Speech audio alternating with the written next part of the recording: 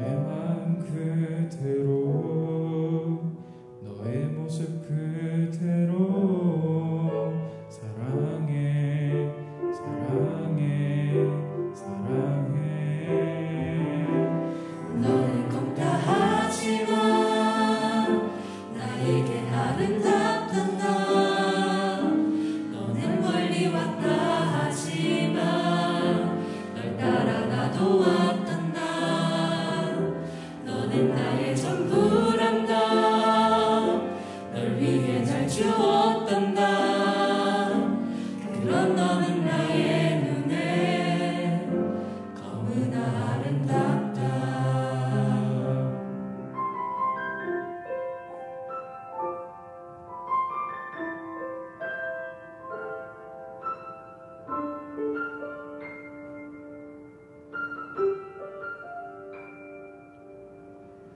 너의 모습 그대로 너의 모습 그대로 사랑해 사랑해 사랑해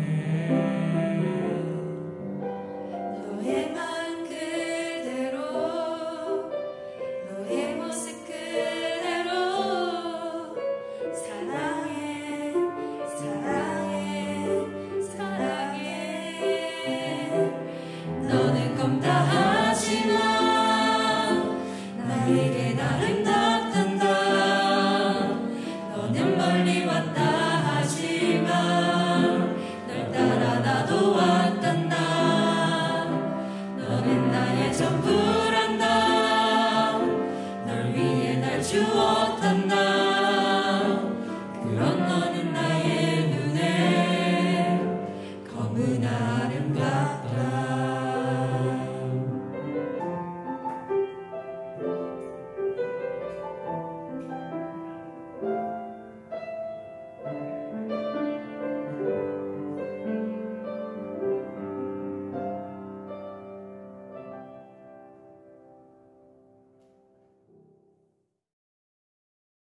이스라엘의 왕이 없을 그때 에브라임 산지 구석에 거류하는 어떤 레위 사람이 유다 베들레헴에서 첩을 맞이하였더니 그 첩이 행음하고 남편을 떠나 유다 베들레헴 그의 아버지의 집에 돌아가서 거기서 넉 달 동안을 지내매 그의 남편이 그 여자에게 다정하게 말하고 그를 데려오고자 하여 하인 한 사람과 나귀 2마리를 데리고 그에게로 가매 여자가 그를 인도하여 아버지의 집에 들어가니 그 여자의 아버지가 그를 보고 기뻐하니라.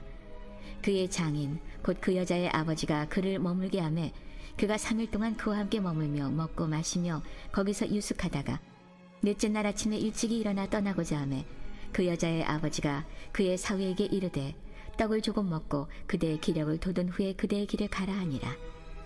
2 사람이 앉아서 함께 먹고 마시매 그 여자의 아버지가 그 사람에게 이르되 정하노니 이 밤을 여기서 유숙하여 그대의 마음을 즐겁게 하라 하니 그 사람이 일어나서 가고자 하되 그의 장인의 간청으로 거기서 다시 유숙하더니 5째 날 아침에 일찍이 일어나 떠나고자 하매 그 여자의 아버지가 이르되 정하노니 그대의 기력을 돋우고 해가 기울도록 머물라 하므로 2 사람이 함께 먹고 그 사람이 첩과 하인과 더불어 일어나 떠나고자 하매 그의 장인 곧 그 여자의 아버지가 그에게 이르되 보라 이제 날이 저물어가니 청하건대 이 밤도 유숙하라.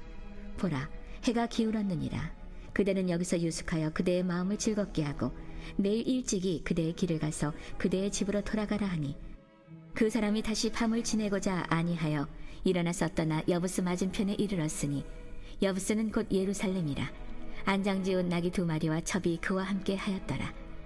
그들이 여부스에 가까이 갔을 때 해가 지려 하는지라 종이 주인에게 이르되 청하건대 우리가 돌이켜 여부스 사람의 이 성읍에 들어가서 유숙하십시다 하니 주인이 그에게 이르되 우리가 돌이켜 이스라엘 자손에게 속하지 아니한 이방 사람의 성읍으로 들어갈 것이 아니니 기브아로 나아가리라 하고 또 그 종에게 이르되 우리가 기브아나 라마 중 한 곳에 가서 거기서 유숙하자 하고 모두 앞으로 나아가더니 베냐민에 속한 기브아에 가까이 이르러 해가 진지라.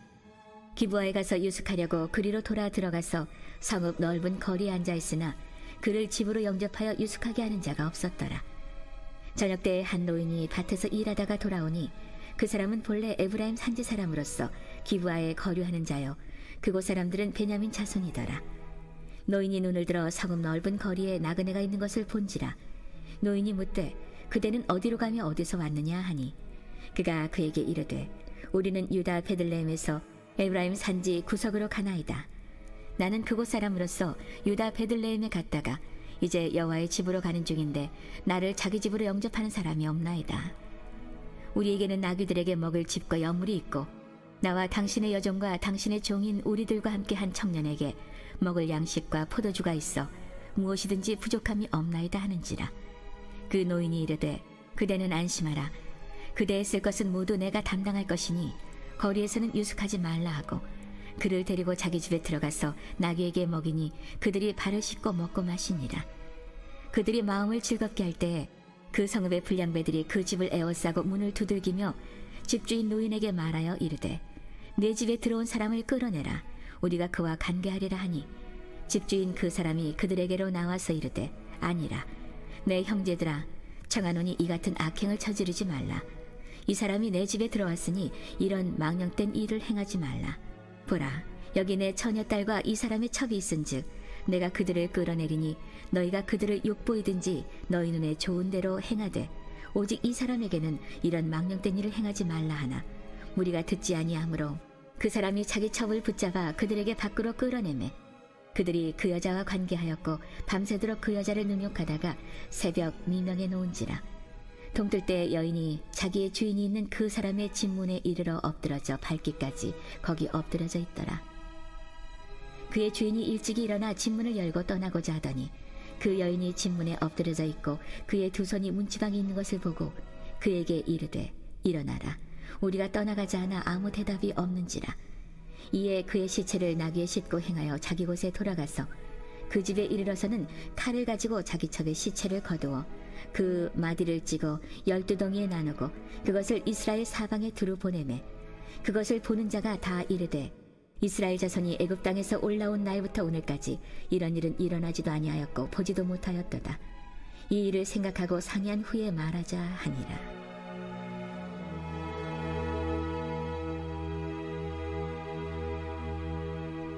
이에 모든 이스라엘 자손이 단에서부터 브엘세바까지와 길앗 땅에서 나와서 그 회중이 일제히 미스바에서 여호와 앞에 모였으니 온 백성의 어른 곧 이스라엘 모든 지파의 어른들은 하나님 백성의 총회에 섰고 칼을 빼는 보병은 40만 명이었으며 이스라엘 자손이 미스바에 올라간 것을 베냐민 자손이 들었더라.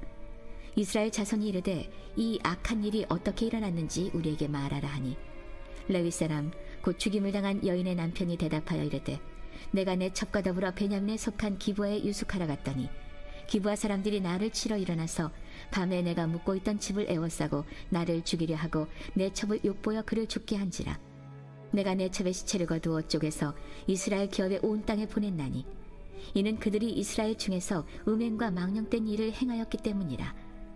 이스라엘 자손들아 너희가 다 여기 있은즉 너희의 의견과 방책을 낼지니라 하니라. 오늘 이 19장 그 말씀에 우리가 들어가면서 한 가지 그 상황을 눈여겨 보셔야 되는 게 뭐냐면은 이 상황이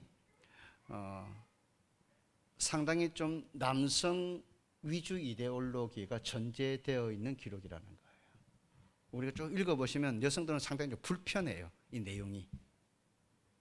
자기 첩이 죽었다가 12조각을 냈다. 장례도 안 치러주고 그런 것도 시작해가지고 첩을 내어주어서 밤새도록 욕보이게 했다. 뭐 이런 상황들이 상당히 그 시대적인 남성 위주상을 그대로 담고 지금 이 성경을 기록하고 있다 이렇게 볼 수 있어요. 그래서 우리가 성경을 읽으면서 그 시대적인 문화가 그대로 투영되어서 기록된 것들이 많아요. 좀 이데올로기적인 유대 중심적인 사고 세계관 거기에서 기록된 내용들도 있고 또 남성 위주의 이데올로기에 있어서 기록된 기록들도 있어요. 만약에 여성 위주의 성경을 기록했다 하면은 이렇게 기록하면은 문매를 맞을 수도 있는 그런 기록이에요. 근데 지금 그 시대 상황을 우리가 한번 마음에 두고 좀 불편할 수도 내용을 좀 잘 보셨으면 좋겠습니다. 그래서 호세아서 9장에도 나오고 10장에도 나오는데 이 기브아 사건, 기브아에서 일어난 이 사건은 상당히 이스라엘 사람들에게서는 수치적인 역사의 한 기록입니다. 있으면 안 되는 기록이에요. 그런데 그 시대의 왕이 없어서 이스라엘 백성이 자기 생각이 옳은 대로, 자기 감정적으로, 자기 주관적으로, 자기 의에 사로잡혀서 살다 보니까 이런 일조차도 개념치 않고 행하는 그런 시대상이었다고 하는 이스라엘 민족의 어두운 단면을 그대로 숨기지 않고 드러내고 있는 거죠. 그래서 우리가 성경의 기록이 왜 진실하다고 강조하느냐 하면은 성경의 내용이 항상 좋은 기록만 돼 있지 않아요. 예수님에 대한 복음이고 구원이고 모든 사람이 들어서 기쁜 소식이라고 이야기하는데 성경은 우리가 구약에서 읽어 나가다 보면 신약도 마찬가지지만 상당히 뭐 이런 게 성경에 기록되어져 있나 하는 그런 일들도 많이 있어요. 그러니까 성경은 어떤 무엇을 좋은 점만 부각시켜서 뭔가를 장점만 드러내려고 하는 감추어진 사건의 기록이 아니라 모든 것을 그대로 드러내면서 인간의 나약함도 약점도 불완전함도 나라의 불완전함도 시대의 불완전함도 다 그대로 이야기하면서 결국 그 모든 불안함이 예수 그리스도 안에서 하나하나 회복되어가는 역사가 있다고 하는 것을 우리에게 설명해 주고 싶은 그런 메시지를 담고 있다, 그렇게 볼 수가 있습니다. 자, 그런데 19장 1절의 기록을 보면은 또 다른 레위인이 하나 소개가 됩니다. 우리가 17장 18장에 보면은 레위인이 하나 나오잖아요. 그죠? 근데 우리가 이 말씀을 제가 좀 이제 시간적인 여건들 때문에 쭉 설명을 드리지 못했지만 앞에 나오는 레위인과 이 레위인은 달라요. 같은 레위인에 속해 있지만 다릅니다. 근데 제사장은 레위인들 중에서 아론의 지파 후예들만 제사장으로 혈통적인 그 이어짐을 통해서 제사장이 됩니다. 여러 레위인들이 있지만 다 제사장이 되는 건 아니고요. 아론의 아들들 후예들만 제사장이 됩니다. 그래서 여기 앞에 18장에 잠깐 한 번 더 보시면요. 18장 30절에 보시면은 이렇게 기록이 되어져요. 단 자손이 그 앞에 나오는 그 여기 보시면 미가의 집의 제사장을 데리고 와서 자기 지파의 제사장을 삼잖아요. 그런데 그 지파의 제사장이 누구냐 하는 것을 여기서 성경에서 설명을 좀 끝에 가서 했어요. 그래서 보시면은 30절에 자기를 위하여 그 새긴 신상을 세우고 모세의 손자요 게르솜의 아들인 요나단과 그의 자손은 단 지파의 제사장이 되었다, 이렇게 나와 있어요. 그러니까 이 미가의 집에 베들레헴에서 떠돌아다니면서 미가의 집에 정착하게 된 제사장이 아론의 후예라고 하는 것을 이제 보여주는 단목인데, 이제 성경 학자들 가운데 이건 좀 여러 가지 다툼이 있습니다. 어떻게 아론의 아들이 미가의 집에 가서 그것도 우상을 섬기는 제사장이 될 수 있느냐? 이건 좀 잘못된 기록이다, 이걸 받아들이지 않는 주장을 하는 학자들도 있고, 또 아론의 후예들이라고 성경 기록을 지지하는 학자들도 있는데, 이제 보편적으로 이제 뒤에 나오는 아론의 후예일 거다 하는 그런 그 설득력을 이야기하는 분들이 좀 다수이기는 합니다. 그래서 이 앞에 나오는 미가의 집에 있었던 레위의 한 사람은 아론의 후예의 한 제사장으로 이제 많은 사람들이 보고 있습니다. 그렇지만 뒤에 나오는 사람은 제사장이라고 보기보다는 레위인의 한 사람이다 하는 것을 우리가 이제 한번 생각해 보시고요. 그리고 지금 우리가 읽으신 이 성경이 개역 개정 성경이잖아요. 개역 개정 성경에 지금 그 2절에 뭐라고 되어 있죠? 그 첩이 행음하고 남편을 떠나서 유대 베들레헴 그의 아버지 집에 돌아가서 거기서 넉 달을 지냈다, 이렇게 나와 있습니다. 지금 누가 잘못됐다는 거죠? 여성이 남편이 있음에도 불구하고 다른 남자를 따라갔다, 그렇게 나와 있어요. 그죠? 근데 이 개역 개정 외에 다른 표준 세번역이나 공동 번역 성경에 보면은요, 반대로 설명이 되어져 있어요. 남편에게 문제가 있었다, 이렇게 기록이 되어져 있어요. 완전히 반대로 성경의 그 설명을 해버렸단 말이에요. 우리가 좀 더 그 원문에 가까운 번역을 공동 번역으로 봅니다. 그러면은 이 개역 개정보다도 공동 번역 성경의 내용이 좀 더 원래의 내용과 가깝다, 이렇게 이해해 줄 수 있습니다. 그러면 여러분 이 상황을 보면서 두 가지 상황을 같이 생각해 줄 수 있어야 됩니다. 그러니까 여성의 문제는 남성의 문제를, 왜 근데 여기서 남성의 문제를 언급하지 않고 여성의 문제를 언급했을까요? 남성 본유 위주의 사상이 그대로 성경 속에 들어간 거예요. 좀 남성이 그렇게 되는 게 좀 불편하다는 거죠. 그래서 이것을 좀 시대 상황으로 바꾸어 놓았다, 이렇게 이해하는 성경 학자들도 있습니다. 왜냐하면은 신명기 22장을 보시면요, 여성이 행음했을 때 가질 수 있는 상황에 대해서 기록이 되어져 있어요. 근데 여기 여성이 넉 달을 자기 친정에 가 있었다 그랬잖아요. 행음을 한 일이 발각된 여성이 친정집에 머물 수가 없어요. 왜냐하면 다 돌에 맞아 죽습니다. 끄집어내가지고 돌에 맞아 죽습니다. 부모가 딸을 비호해가지고 집에 넉 달 동안 살도록 해줄 수가 없어요. 그 율법에 어긋나는 일이에요.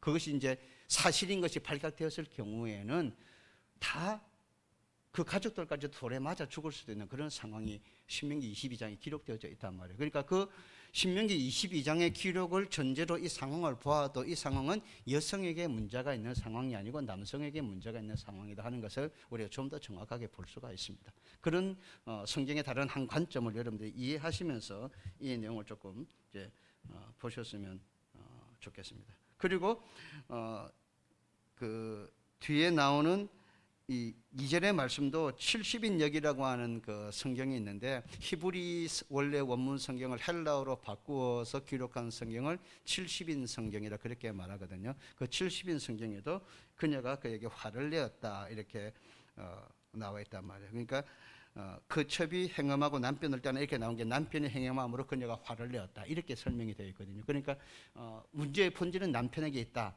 하는 것을 이제 우리가 좀 이해하시면서 성경을 잠깐 보셨으면 좋겠습니다. 그래서 이 레위인은 이제 그 여인을 찾으러 가죠. 3절에 보시면 이 넉 달이라는 시간을 여러분 생각해 보세요.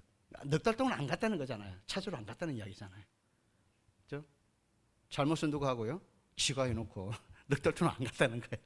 안 가고 넉 달이 지나서야 슬그머니 가서 이제 아내를 데려오려고 그렇게 생각했죠. 그러니까 그 부모의 입장에서 보면은 상당히 이 스토리가 부모의 이 여인의 부모들이 하는 행동을 보면 상당히 스토리가 또 여성이 잘못한 것 같다는 그런 이야기로 흘러가는 것 같아요. 며칠 동안 계속해서 사위를 그렇게 극진하게 보살피고 힘을 내도록 하고 그냥 대우를 잘 해가지고 돌려보내려고 하는 그런 모습이 보이잖아요. 이게 누구의 잘못이든지 간에 그 시대든 지금의 시대든 부모의 마음은 어떻습니까? 요즘은 모르겠어요. 요즘 시대가 많이 바뀌어서 제가 그래서 성경을 읽고 이 말씀을 생각하면서 우리 딸내미가 둘이 있는데 이 사위들이 문제를 일으켜가지고 우리 딸이 열받아가지고 집에 왔단 말이에요. 넉 달 동안 찾으러 안 왔어. 전화도 안 왔어. 근데 넉 달 후에 와가지고 아버님 뭐 이렇게 하면 내가 막 사위를 극진하게 대접하면서 어떻게 데리고 와라 이렇게 할까? 이게 아주 그냥 어디 사지를 부르터리 버릴까 이런 생각을 해보니까 이게 좀 뭔가 안 맞는 것 같아. 네?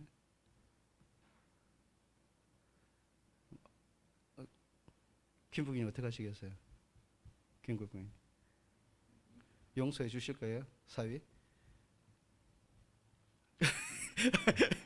이게 성경님 어떻게 하실랍니까? 성경님 어떻게 하실랍니까? 이게 그 상황으로 보면 이해가 안 되는데 이게 이제 여성의 잘못으로의 관점으로 풀어가다 보니까 그럼 어떻게든지 딸을 데리고 가도록 하기 위해서라도 극진하게 사위에게 눈치 보면서 대접을 했다 이렇게 이제 설명을 풀어가는 그런 내용이 되어버린 것 같아요. 그러니까 우리가 성경을 어떤 관점에서 보느냐에 따라서 내용이 완전하게 달라질 수 있다고 하는 것을 우리가 생각하게 되거든요. 그러니까 성경을 때로는 그래서 우리가 말씀을 제가 한 번씩 설교하니까 말씀을 반대적인 입장에서 한번 생각해 보면은 또 다른 메시지가 거기에 항상 숨어 있는 경우들이 있단 말이에요. 그래서 성경을 읽으시면서 한번 그런 너무 지나치게 이단적으로 확대해가지고 막 이렇게 해석하는 것보다는 시대적 상황의 모습을 한번 살짝 바꾸어서 보면은 좀 다른 모습들이 이제 보여줄 수 있는 거죠. 요즘 같은 시대라면은 뭐 여성이 잘못됐건 남성이 잘못됐든지 간에 이런 상황은 쉽지 않다고 볼 수 있습니다. 설사 내 딸이 잘못했다고 하더라도 그냥 헤어져라 그냥 이렇게 하고 말지. 막 어떻게 하니 가서 뭐 네가 잘못했다고 그 집 귀신이 되라고 옛날 유교적 전통처럼 그렇게 등 떠밀어서 보낼까? 그것도 좀 고민되는 그런 문제라고 볼 수 있겠죠. 그죠? 그러니까 우리 노부계인들 입장에서 보면은 딸이 잘못해서 어떻게 이제 보내야 되겠다 이런 생각할 수도 있지만 좀 젊은 세대에 사는 사람 같으면 그냥 일이 틀어졌으니까 그냥 이참에 그냥 깨끗하게 정리하고 새삼 살아라 뭐 이렇게 설명할 수 있는 그런 상황이 될 수도 있는 거잖아요. 그죠? 자, 그렇게 해서 이제 드디어 이 장인의 그 대접을 뿌리치고 이 레위인이 그의 첩을 데리고 옵니다. 그리고 레위인이 첩을 두었다. 이거 좀 상당히 그 시대 상황을 그 단어 하나에서 그대로 보는 거예요. 레위인은 제사장은 아닐지라도 하나님의 성전을 관리하고 섬기는 특별히 구별된 사람들이거든요. 그래서 우리가 여호수아 읽어 나가보면 마지막에 땅을 분배할 때도 레위인들은 땅을 주지 않습니다. 하나님을 섬긴다고 하는 그 더 고유한 목적에 의해서 땅을 분배받지 않고 하나님이 그들의 재산이 되는 거예요. 하나님이 그들의 그 기업이 되기 때문에 다른 11지파가 하나님께 드리듯이 이 레위 지파를 향해서 땅과 성과 이런 것들을 나누어 줍니다. 그러니까 하나님을 대접하듯이 하나님께 바치듯이 레위인들에게 바친단 말이에요. 그래서 그들이 땅을 분배받지 않았지만 각 지파에서 나누어진 땅을 가지고 살게 된단 말이에요. 그러니까 특별한 그 은총을 받은 사람들, 그리고 그들이 언약궤를 메고 가는 사람들이잖아요. 언약궤를 관리하고 성전에 불을 밝히고 이런 사람들이잖아요. 상당히 중요한 직책을 가진 사람들이에요. 그런데 그 시대적인 상황이 뭐 모든 사람이 첩을 두는 그런 상황이 그냥 허용되는 시대라고 할지라도 그래도 레위인들이라면은 하나님의 말씀에 법을 따라서 그대로 살아가야 되는데 전혀 그렇지 않고 그 시대적인 조류를 따라 그렇게 살아갔다 하는 것을 보면은 그 시대의 신앙이 얼마나 어두워지고 무너졌는 거를 우리가 단적으로 보여주는 거거든요. 교회가 왜 중요합니까? 교회가 무너지면 복음이 무너진 거거든요. 그 시대 상황 속에서 아무리 시대가 뭐 어떤 뭐 이야기를 할 수 있다고 할지라도 어떤 핑계와 어떤 다른 이야기를 할 수가 있다고 할지라도 결국 교회가 하나님의 올바른 믿음의 자리에서 벗어나 있다 그런 행동으로 보인다면 교회는 영적인 능력을 잃어버린 거거든요.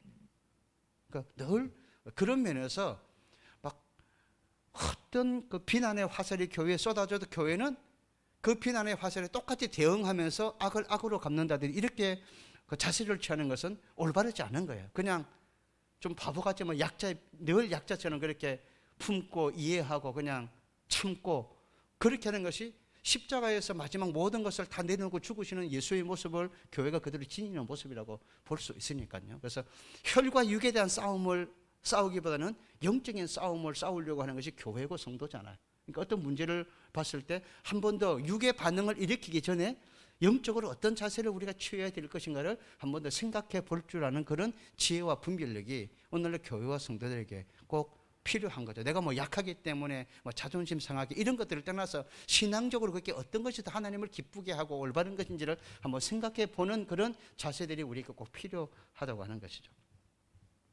자, 그래서 이제 유숙하다가 자기 집에 에브라임 쪽에 다 가다가 하루 너무 해가 어두워지니까 밤중에 갔잖아요. 자고 가라고 하는데 밤에 떠났으니까 가다가 어두워졌을 거 아니에요. 뭐 지금처럼 뭐 12시까지 전철이 다니는 것도 아니고 심야버스가 있는 것도 아니고 자가용을 가지고 온 것도 아니잖아요. 위험한 상황이니까요. 조명이 밝지도 않으니까.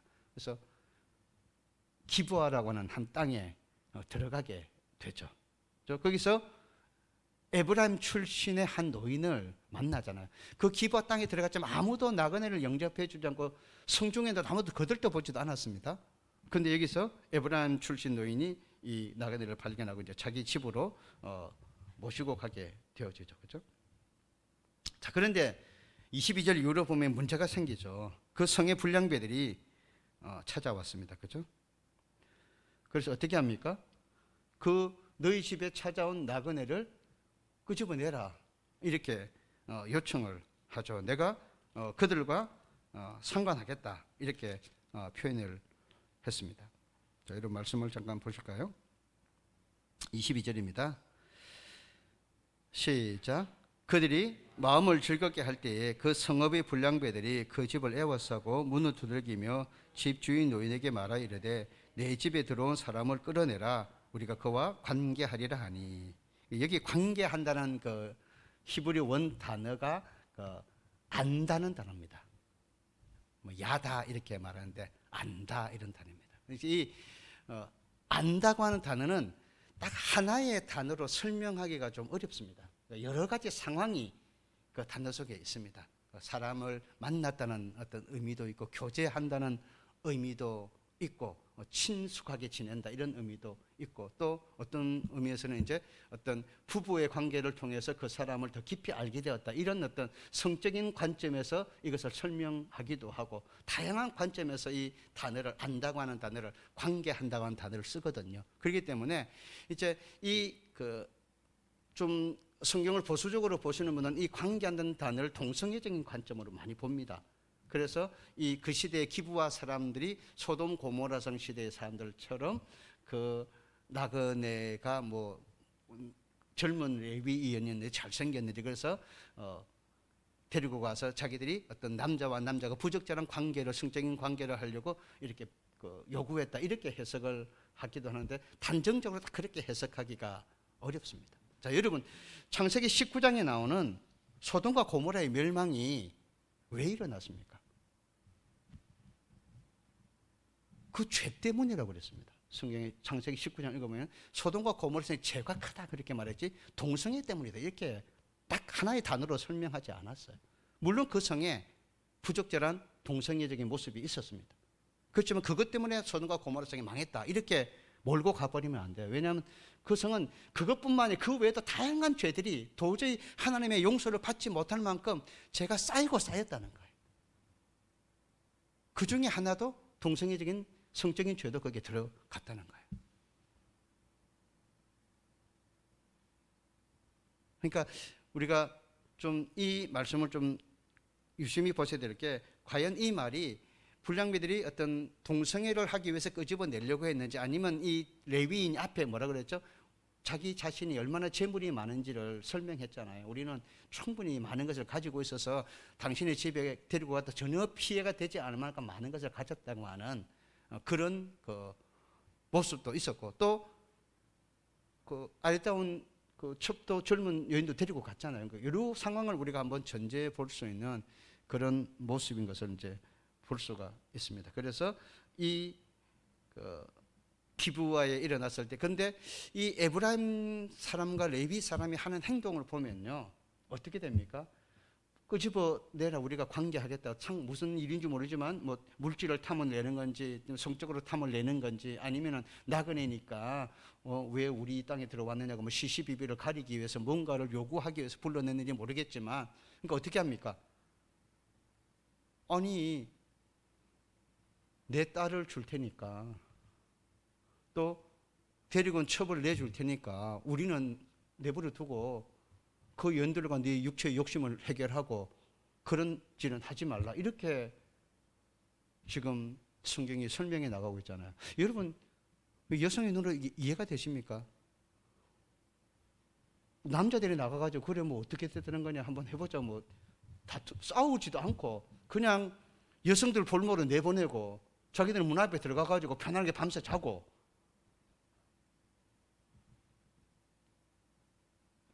그 시대의 어떤 문화도 있지만 그 시대의 어떤 그 도덕성, 윤리성, 어떤 영적인 면 이런 것들이 완전히 무너져 있는 것을 그대로 보여주는 거잖아요. 여기 여러분 만약 우리 교회 누가 불량배가 저도 예배를 막 방해한다 그러면 저도 숨고 정교인들도 남자친구 다 숨고 여성들도 나가보자 이렇게 하면은 나중에 여자 복인들 가만히 있겠습니까? 전부 다 뭐 왜 이런 사람들만 이렇게 시대적 상황이 지금 이 모습이 절대로 이렇게 마음에 불편함을 주는 그런 분명한 어떤 상황인 게 보여져요. 그러니까 남자답지도 못하고 신앙인답지도 못하고 그 가장의 일원으로서 모습도 전혀 보이지 않는 그런 가정의 터도 무너지고 신앙의 터도 무너져 버린 사회의 기준의 터도 무너져 버린 시대를 그대로 보여주고 있단 말이에요.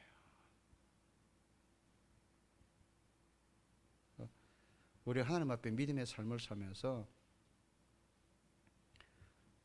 때로는 이런 터가 무너지는 것 같은 안타까움을 볼 때가 있습니다. 시편 기자도 터가 무너지면 내가 무엇을 할 것인가 그렇게 고민하며 하나님 앞에 기도했거든요.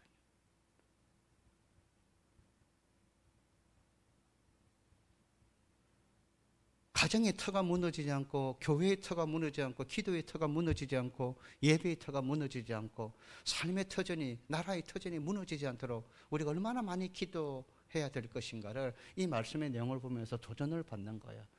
정말 이런 모습을 보면서 우리가 얼마나 이 삶의 터전을 지키기 위해서 영적인 터전을 지키기 위해서 기도해야 될 것인가를 다시 이 말씀을 통해서 도전을 받게 되어집니다. 자, 그래서 사건이 이 여성들로 말미암아 일단락되는 것 같습니다. 그런데 여러분 그 이유가 또 문제가 일어났습니다. 자, 여러분 그 사건 이후로 27절부터 말씀을 보십시오. 이제 밤이 지났습니다. 아침 일찍 주인이 일어나서 문을 열었습니다. 그런데 누가 죽어 있었습니까? 레위인의 첩이 죽어 있죠. 문지방을 여러분 이걸 한번 그림으로 상상해 보세요. 여인이 어디를 향해서 문 앞까지 손을 뻗고 죽어 있었다는 거잖아요. 그러면 필사적으로 집으로 들어가려고 했다는 거잖아요. 어떻게 보면 문을 두드렸을 수도 있습니다. 살려달라고, 도와달라고. 근데 안에서는 뭐 했다고요? 잤다는 거잖아요.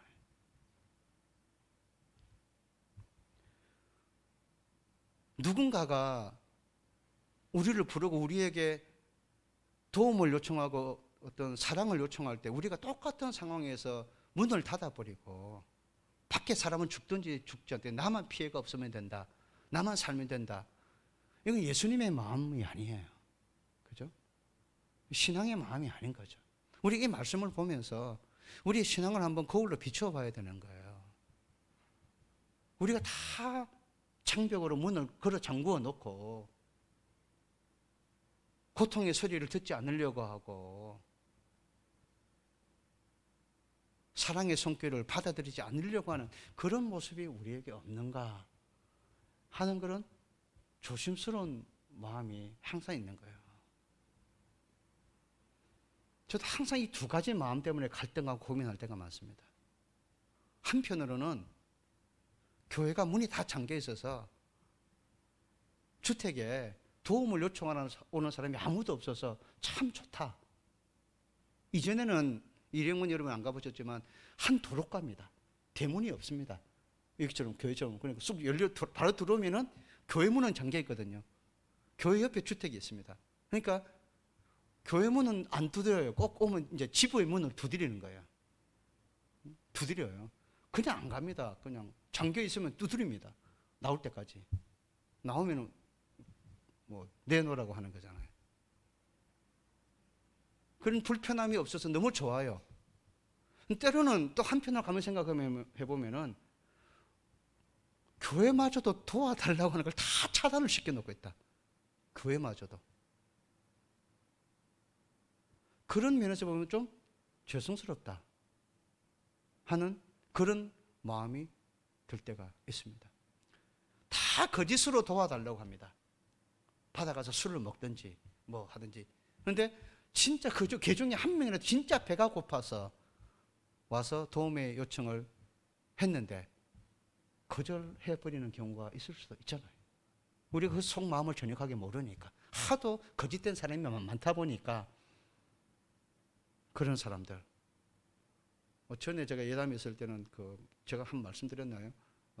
서울 어떤 영문 사관님 이름을 막 주보를 가지고 와가지고 내가 이 영문에 다닌다고 하면서 내가 갑자기 부산에 와가지고 사업차 왔는데 어떻게 보면 지갑을 잃어버려가지고 그러니까 지금 집에 값지 빨리 가야 되는데 차비가 없으니까 KTX 티켓하고 가다가 밥이라도 먹게 주시면 제가 바로 가서 송금해드리고 사장님 계좌번호 달라고 막 그렇게 하면서 그것도 사장님 제가 아는 분이에요.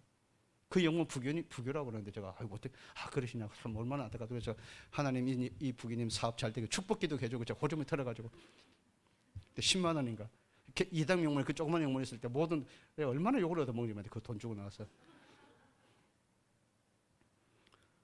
아 그래 믿었는데 기도까지 해줬는데 돈을 안 보내주더라고.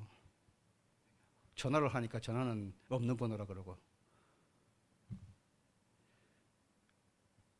그런 일들을 자꾸 겪으니까 이거 뭐, 아예 또 사기치는구나 이런 생각이 드는데 한편으로는 진짜 필요한 사람이 있을 수도 있다.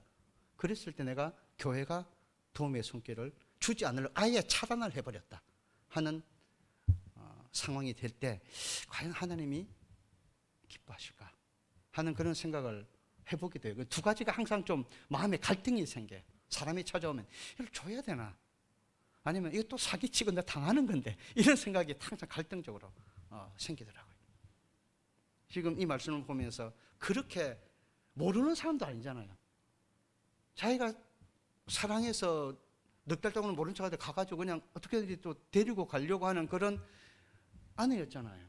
그런데 밤새도록 욕보이게 그냥 제물로 내어주고 어떻게든지 문 앞에까지 막 손 내밀어가지고 살려고 발버둥 쳤는데 전혀 안에서 아니 도와주지는 못해도 그 지켜는 그냥 숨어 빨리 어떻게든 끝나면 빨리 데리고 들어올 생각해야 되는데 이거 잤다는 거죠.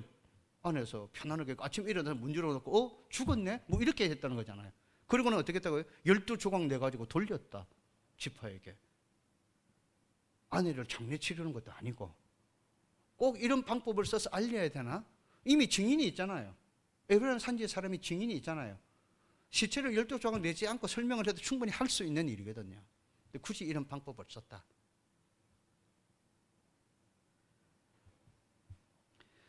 여러분, 인간의 죄성을 그대로 보는 거예요. 의인은 음란에 하나도 없다. 레위인이라고 거룩한 척 종교적인 가면을 덮어쓰고 레위인들이라면 제사장들이라면은 남들이 입지 않는 옷을 입잖아요. 의복이 다르잖아요. 그런데 겉으로 보면 상당히 하나님 앞에 특별히 선택을 받은 레위 지파 사람들인데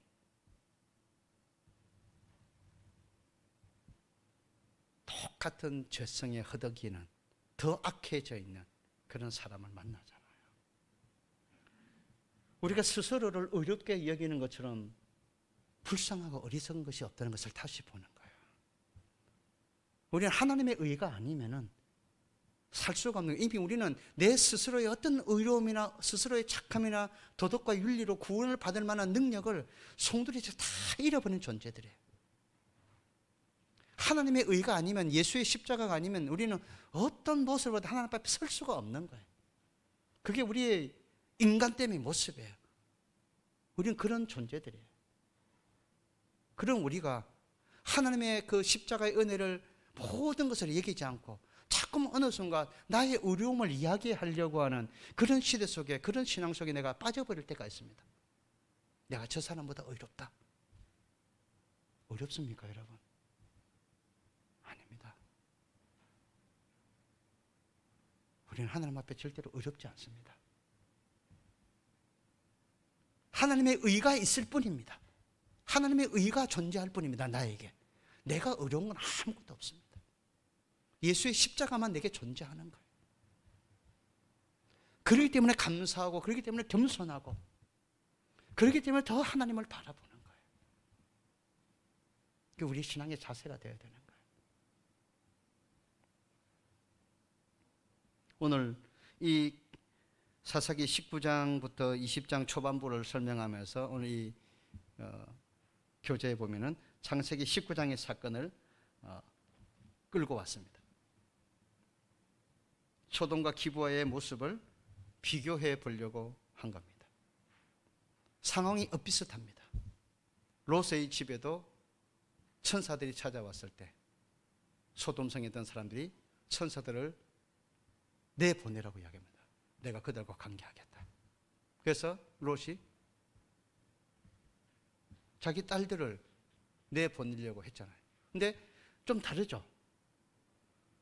어떻게 됐습니까? 천사들이 막아서 그들이 눈을 멀게 해서 문을 찾지 못하게 하고 롯의 가족을 지켜주는 모습이 성경에 나오잖아요. 근데 지금 이 기부의 사건은 그렇지 않잖아요.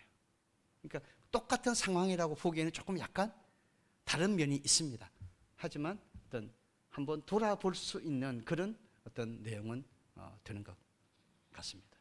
그래서 성경학자들은 이 사건과 창세기 19장의 사건을 연결시키는 것을 올바르지 않다고 보는 분들도 있습니다. 하지만 오늘 여기 교재는 이 부분을 좀 이제 여기 교재를 쓰신 분이 팀 켈러 목사님인데 팀 켈러 목사님이 이 교재에다가 이걸 끌고 왔습니다. 좀 비교해서 살펴보라고 하는 그런 의도가 담겨 있습니다. 근데 롯의 생각도 그렇고 이 기브아에 살았던 에브라임의 한 사람도 그렇고 레위 지파 사람도 그렇고 문제를 해결하려고 하는 방식이 닮았다는 거예요. 하나님의 방식이 아니라는 거죠. 하나님의 방식은 롯의 가족을 보호하는, 그 딸과 롯을 보호하는 방법으로 하나님의 구원의 관점의 설명으로 그 문제를 풀어가려고 했지만 이 문제는 자기의 힘으로 하나님의 존재를 생각하지 않고 하나님에 대한 두려움도 없이 자기의 힘으로 문제를 풀어가려고 하는 문제 해결의 인식을 지금 보여주는 거죠. 우리의 신앙의 모습이 어떻습니까? 쉽게 문제를 풀어갈 수 있는 방법을 우리는 자꾸 선호합니다. 신앙적이지 않지만 좀 더 쉽게, 좀 내게 손해가 없이 문제를 풀 수 있는 길이 있으면 그것을 선뜻 우리는 해버립니다. 하나님의 뜻을 따라서 해결하는 방법은 좀 더 어렵습니다. 내가 손해가 됩니다. 좀 힘듭니다. 그리고 그것을 잘 지키지 않으려고 하는 거예요. 모든 사람이 그런 방법과 그것을 지혜로 생각하고 그런 길을 권장하고 다 찾아가게 하죠. 근데 우리가 똑같은 그런 방법의 자세를 가지고 문제를 풀어갈 것이냐, 아니면 좀 힘들지만 내가 좀 손해가 있지만 성경적인 방법과 믿음의 방법으로 해서 풀어내고자 할 것이냐 하는 질문을 오늘 이 말씀 속에서 우리가 받는 거예요. 이 하나님이 원하는 방법이 아니라고 하는 거잖아요. 왜냐하면 창세기 19장에서는 이것을 하나님이 원하는 방법이 아니라는 것을 명확하게 보여줬어요. 그건 세상적인 모든 사람들이 그 시대에 풀어갔던 방법이라는 거잖아요. 근데 하나님의 사람들이 소돔 고모라 성의 아브라함의 기도 속에 의인 한 명이라고 여겨질 만한 롯이 어떤 가치 속에 물들어 있다는 거예요? 그 시대적 가치에 물들어 있다는 거잖아요. 오늘 우리는 어떤 가치에 내 마음과 생각이 빼앗겨 있는지를 한번 생각해 보셔야 되는 거죠. 어쩌면 우리도 똑같을 수 있다는 겁니다. 그럼 똑같아져야 되느냐? 그렇지는 않는 거죠. 왜요? 하나님이 그것을 기뻐하지 않으니까. 그래서 우리가 다시 이 말씀을 보면서 한번 결심했으면 좋겠습니다. 많은 문제가 있어서 그 해결하는 길이 다양하다고 할지라도 우리는 하나님의 말씀의 뜻을 따라서 해결할 수 있는 길을 자꾸만 찾아가려고 하는 그런 신앙의 모습, 그런 기도가, 그런 지혜와 분별력을 갖는 것이 우리에게 참 중요하다 하는 것을 다시